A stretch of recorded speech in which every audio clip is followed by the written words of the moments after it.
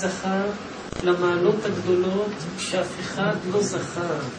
כתוב בספרים הקדושים, נעשה אדם נאמן בעבורך. מה זה נעשה אדם נאמן בעבורך?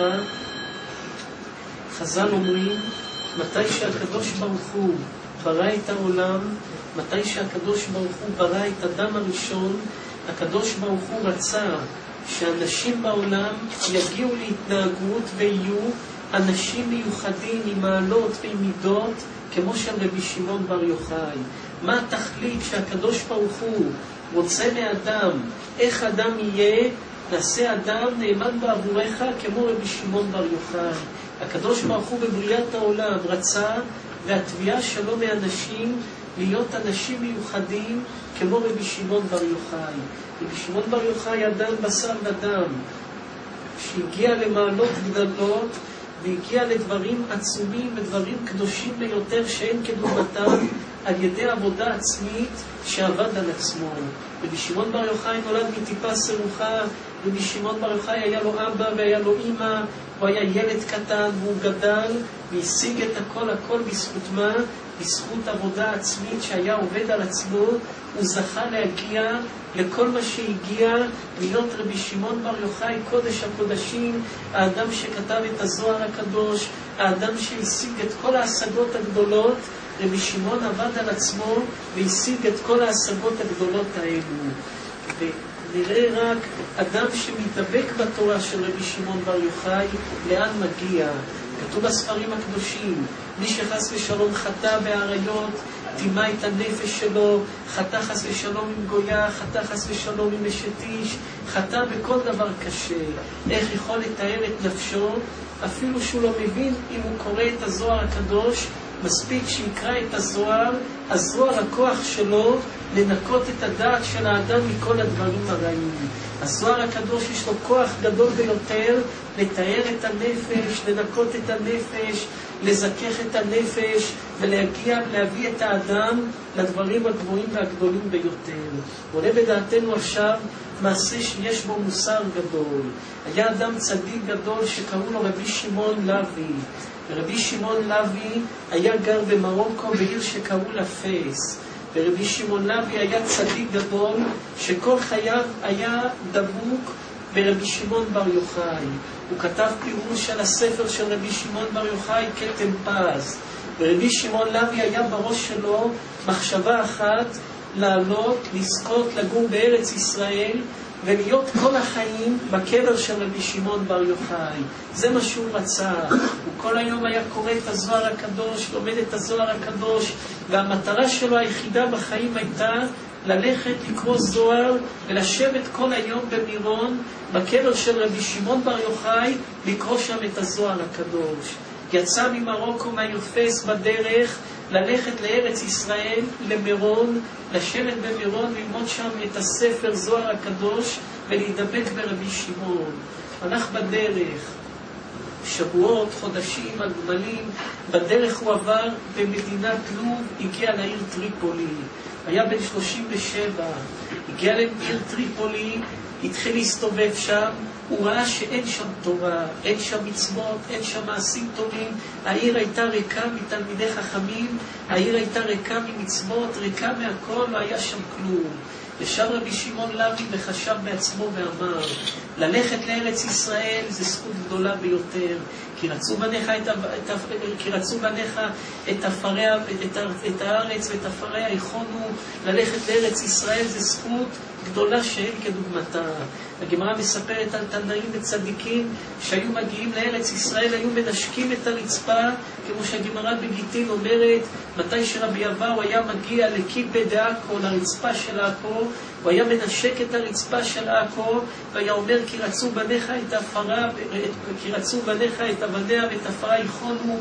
היו מנשקים את הרצפה של ארץ ישראל. הזכות של ארץ ישראל גדולה ביותר.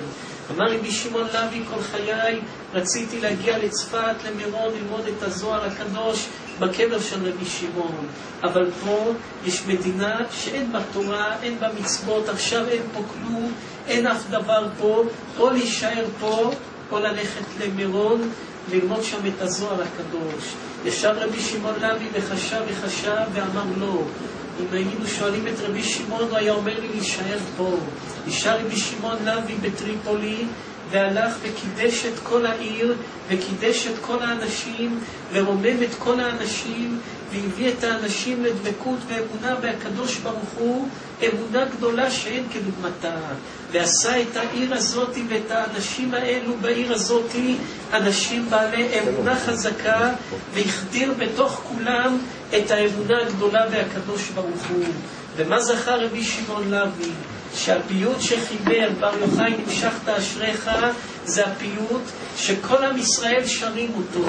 בר יוחאי נמשכת אשריך, זה מה שרבי שמעון לוי ישב וכתב בדמעות, בקדושה, בטהרה. הוא עשה את הפיוט הזה, ואין יהודי בעולם ואין אדם בעולם שלא שר את השיר הזה ומוריד דמעות. כמה ספרים על פי הקבלה כתבו על הספר הזה, בר יוחאי נמשכת אשריך. איך זכה לזה רבי שמעון לוי? מהדבקות ברבי שמעון בר יוחאי ומהמסירות נפש, שמסר נפש למען כלל עם ישראל. וידוע המשך הסיפור על רבי שמעון לוי. רבי שמעון לוי מסופר שמתי שנפטר מן העולם קברו אותו בטריפולי ועשו לו לוויה גדולה, והיה שם ניסים ונפלאות בלוויה הזו. וכל מי שהיה חולה היו מביאים אותו לקבר של רבי שמעון לוי והיה מתרפא. אחרי כן עבר זמן, היה מלחמה בלוב בין הגויים, בין הנוצרים לבין המוסלמים. כולם ברחו מהעיר לוב מרוב המלחמות שהיו בעיר לוב. אחרי כן האיטלקים באו ונכנסו לתוך לוב ועשו סדר.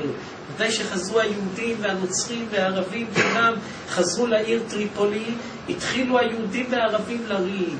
היהודים אומרים הקבר של רבי שמעון לוי זה שלנו. היה רב גדול צדיק רבי שמעון לוי, זה קבר יהודי שלנו.